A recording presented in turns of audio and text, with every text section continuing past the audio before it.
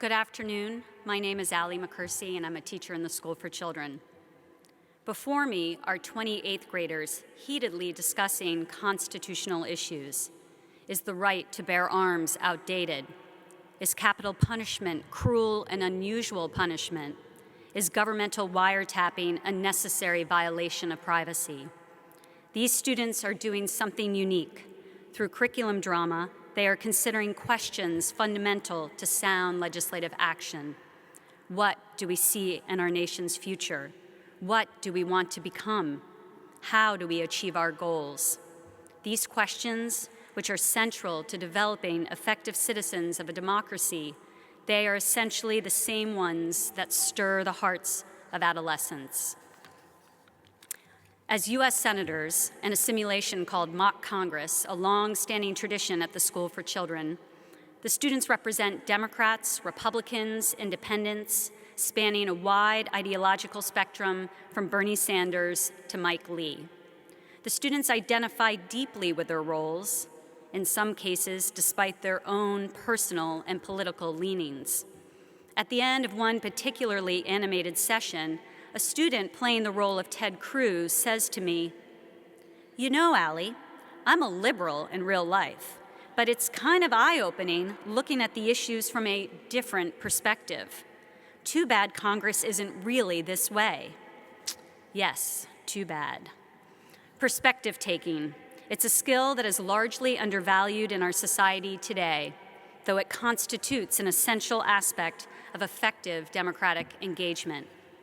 Without it, it is impossible to develop consensus or compromise or simply the very basics of civil discourse. Being able to see value in another's viewpoint allows us to move from a stance of me to we the people. This is something we've known since the School for Children's founding, that to grow great citizens, we have to plant the seeds early, starting as young as age 3, where on the very first day of school, students are invited to sit in a large circle with their teachers by their sides, singing the name song, Willoughby, Wallaby, Woo.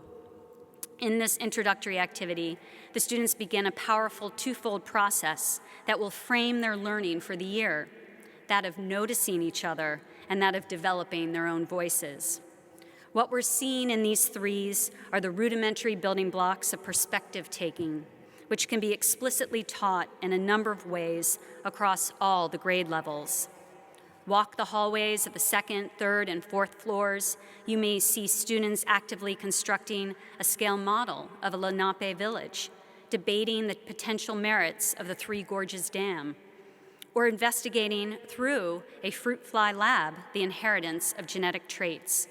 Through all these, curiosity, creativity, and connection are fostered. But be warned, this manner of learning is loud, it's messy, disorderly, complicated. Disagreements may ensue between students as they passionately advocate for their ideas, and teachers may discover that all their carefully laid plans get upended as unexpected discoveries are made.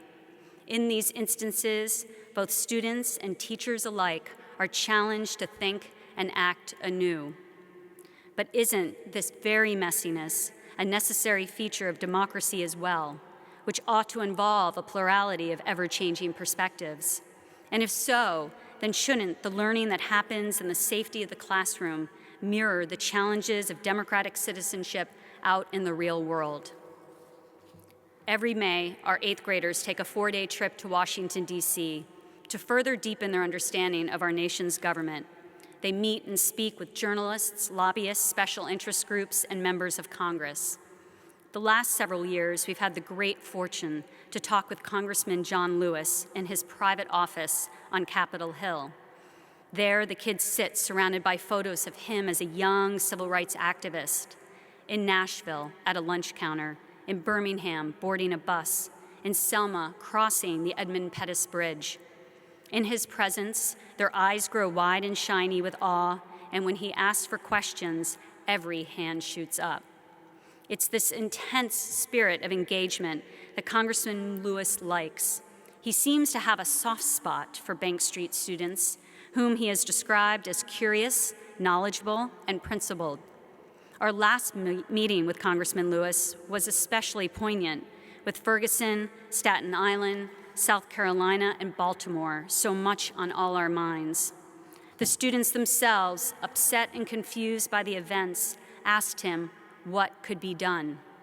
He responded, "Find a way to get in the way, to get into trouble in a positive, proactive way.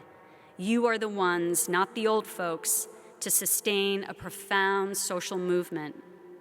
If Lucy Sprague Mitchell were alive today, I think she would agree with Congressman Lewis. By learning to take the perspective of the policeman confronting Michael Brown in Ferguson, as well as Michael Brown himself, by sitting in the mindsets of both Bernie Sanders and Mike Lee, students move away from potentially crippling factionalism and toward the clarity to decide where each of them stands and how to express those stands through conversation and social action. When Lucy Sprague Mitchell wrote the college's credo 100 years ago, she posed the question, what potentialities in human beings, children, teachers, and ourselves, do we want to develop? Her answer was both inspirational and aspirational, and she suggested, among others, quote, flexibility when confronted with change, the courage to work unafraid, and a striving to live democratically in and out of schools. As teachers at Bank Street, we try hard daily to live out our credo, to give students not only knowledge, but the skills and sensitivities to construct it for themselves. Not only the understanding of what it means to live in a democracy, but the courage to participate to keep it alive and healthy. We hope on the 100th birthday of her school, and this wonderful occasion celebrating Shale's inauguration, that Lucy would be proud of us. Thank you.